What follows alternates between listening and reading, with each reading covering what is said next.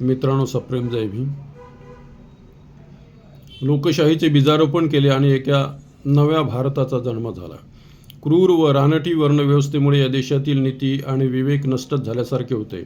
चोहीकडे गुन्हेगारी प्रवृत्ती वाढल्या होत्या, कमालीचे दारिद्र्य पसरलेले होते, बेकारी भयानक वाढलेली होती, प्रखर जातीभेदामुळे जनतेत असंतोष खदखदत होता. असे असताना भारतात लोकशाहीचे पुष्पन आणि पल्लवन करण्यासाठी भारतीय जनता सज्ज झाली नव्हे, तर संविधानाच्या अंमलबजावणीनंतर भारतीय जनतेने नवख्या लोकशाहीचे स्वागतच केले.